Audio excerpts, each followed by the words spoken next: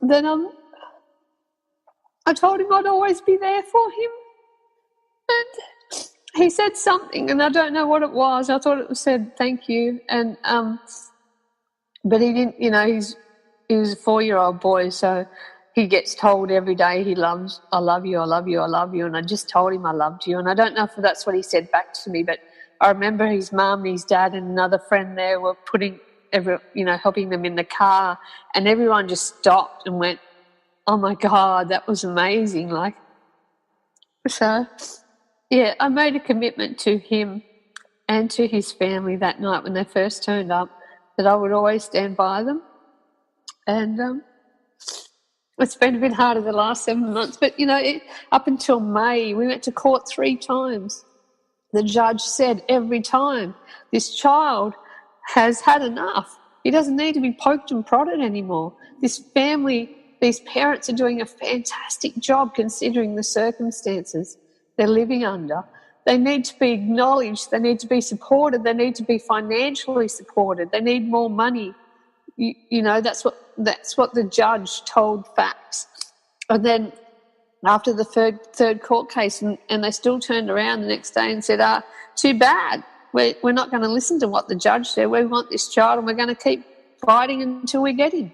And then it was a couple of weeks later that the Amber Alert went out, and when they tried to kidnap him in a hospital I tried to keep him in a hospital in Queensland, and Sinai and Mark, they just went to a routine checkup. They tried to keep him in and tried to give him a catheter, and no, they didn't do that time, but they tried to keep him there, and Sinai and Mark said, no, you've got no reason to keep us here. We're going for a second opinion.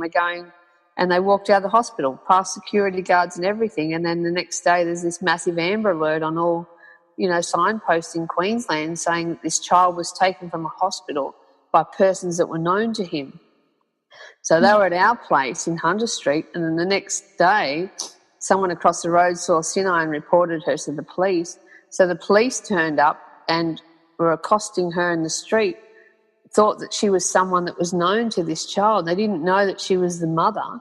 Oh, wow. They just thought she was... So they were really rough and nasty to her. Turned out there was 8 police, was it 10? Oh, I forget now. I'd have to go back. I think it was about 10 police, 4 detectives, a drug squad, 2 helicopters, the dog squad. Wow. It was just amazing. And then we went to the hospital and the doctor said, look, if he was my child under my care, I would say that he's fine and I would let you go home. But she was on the phone for about an hour and a half to Queensland, I assume, and they were just trying to tell her that she had to keep him in hospital, and she come back and said, look, if you come back and see me Monday. But even the doctor was bullied. So I've witnessed so much bullying and harassment from January to May, but the doctor was also really severely bullied, and she just wanted to do what, and we formed after that a really beautiful relationship, because all Sinai and Mark wanted was a doctor that would listen to them and support them. And even though they were relieved to find the doctor in John Hunter, they were also hesitant, and I could feel her hesitance because they've never been supported or listened to, So they were finally excited, and even the hesitance, they'd be going, oh no, she can't, can I really trust her? And I said, please, honey, she's trying her best. I think, give her the benefit of the doubt. And we went back to the Monday follow-up appointment, and the doctor was great and said, let's get a plan together. I really want to help you. I want to end this craziness. It's not good for Chase. It's not good for you. It's not good for your family. She was really keen to work with us. And then, a couple of things happened, and then next minute they were here again with facts turned up using a Section 43, and that's stating that his potassium levels were low. Well, they'd received a phone call that morning and an email saying that his potassium levels were normal. They still chose to take him. So it's been absolutely torturous the last 7 months. What I've witnessed with the family, I see them every day, except when I go away for a few days. Sometimes I just need to have a break, give them their time too. But it's absolutely torture. It's absolute torture, and they've been financially crippled. There's a lot of trolls out there that are working for facts that actually severely attack us and have made us and them look really bad. So any chances of fundraising for them has been really hard too, because we just get smashed all the time. Like there's pictures going around on Facebook about me. Oh, Karen Burge asked for funds, but she drives a BMW. Well, people need to come and have a close look at my BMW. It's like 17 years old. It's got an oil leak. It's so old, it rattles. It's worth probably $1,000. That's just sort of the crap that we're up against. And so now the family are in debt for the first time ever. Sino's got severe anxiety. Mark can't work because people are saying, why don't they work? Well, he can't because they do have visitation with Chase a couple of times a week, and then they've got court too. So there's absolutely no way he can work right now. And with Christmas, they're behind in their rent. They're really severely in debt right now. And, every time we ask, we get attacked. So it's really, really hard. I've had to pay their rent. We buy them food every week. So it'd be good to see this craziness end, and this beautiful boy being returned. I know his health has regressed. I go into the family home and I go into Chase's bedroom and I sit there and meditate, and I found a photo which proved that his health has regressed, and went to the police and they said, there's nothing we can do, sorry. Facts are the ones that are in charge here.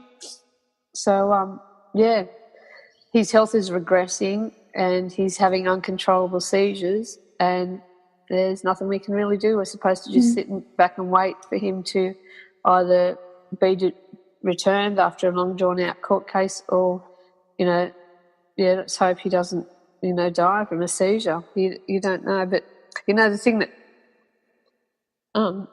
frightens me the most is that if he does die, he won't have his mum beside him.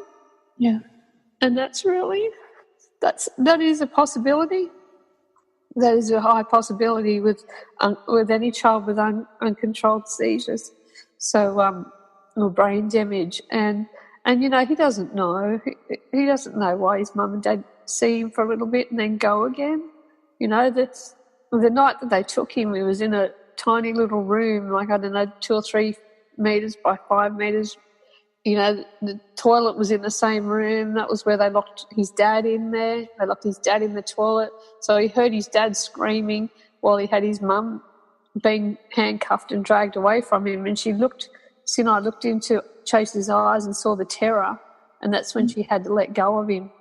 And, And I encourage, people to listen to the video the night that we recorded it, when she was dragged out of the hospital, and the scream, the primordial cry that came out of her mouth was not the sound of a mother that would intentionally harm her child. It was like a roar of a mother that was being, dragged away from her beloved child, her beloved boy. It was so torturous. So the whole 7 months have been just absolute torture for the family, and I feel a bit of peace that they have a bit of support, but I feel even sadder for Chasey because he doesn't have support. He's in a motel with carers. The amount of money they've spent, like, I reckon over $1 million to keep him from his family, and that's taxpayers' money, and it's just crazy. And then Andrew in jail. It's just been this is big examples of how prohibition has hurt people in this last 12 months. It hurts every single person in Australia, but especially those that are successfully using cannabis, and especially Chase, his family, and Andrew and his family. Yeah, wow. Big, hey? Yeah, very. But like I said, honey, it's shown that the system is broken. Yeah. While they're trying to say that cannabis is legal, medicinal cannabis is legal, the only doctor that's done any research and has actually been helping people following his Hippocratic oath of do no harm, is in jail, and he spent Christmas in jail. And he's not into Christmas, but he has a grandson now. And the thing I've noticed about working with Andrew is his love for children. Honest to God, if we're in a room and there's kids around, you just get like you're ignored. You're nothing really. The child gets his undivided attention. And he's got a little grandson, and he would have really, though he never celebrates Christmas, this Christmas would have been really special because his little grandson's, I think he's about 18 months. So last year he sort of didn't know. I remember actually saying, when I asked Andrew about last Christmas, I said, how did you go with Christmas? And he said, oh, it was good, but he said next year's going to be even better because he didn't really understand what it was about this year. But next year, there'll be bigger toys and there'll be more fun. So unfortunately, he missed out on that. So he's an incredible man. He's a hero for me. I don't think that I know that I wouldn't be healthy and as vibrantly healthy as I am today without the medicine and without his guidance and support and without his knowledge. And he's just honest. He doesn't deserve to be in jail. He should be running the University of Cannabis in Australia. He should be teaching doctors and medical staff about this, and he should be running a research program for children with epilepsy because he's already been doing it. He's put his neck on the line all these years to be doing it because it's the right thing to do, and I think he deserves to be acknowledged and honoured for that, not imprisoned and facing a life sentence for doing something that's supposedly legal. It's been a bit of a roller coaster this year, honey. Yeah, I can tell. The thing that stumps me is, how is all of this possible? What do you mean, darling? Like, what? These people you're talking about taking children from their families, like, what makes them more powerful? What gives them the right to do that? Well, facts have higher authority than our police right now. The Secretary of Facts actually earns more than our Prime Minister. Okay. His annual income.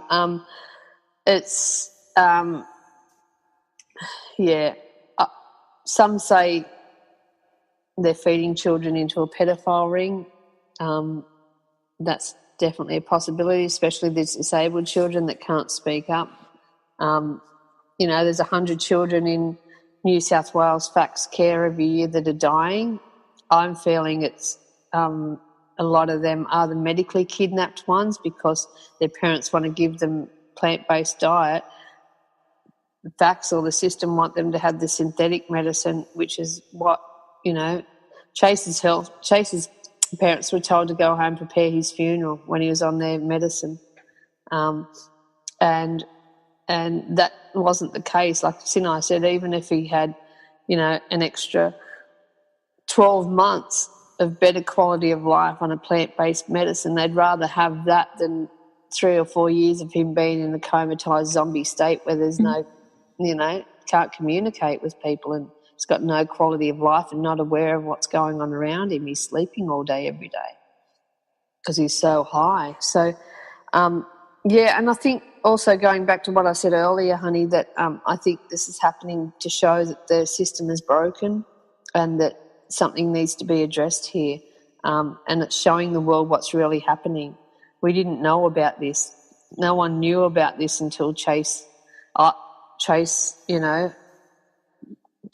came in the public eye, and until that happened. And I filmed it live that night because I was sick of watching the months of harassment. The first night they turned up in January, the next morning it was relief. I felt the relief when they hugged us to say, oh my God, we're here, we're safe. They finally felt safe. And then the next morning, Sinai's mum was on the phone saying, facts are here knocking on the door, what do I tell them? And instantly they went from finally finding peace and safety and security to the next day, oh my God, frantically,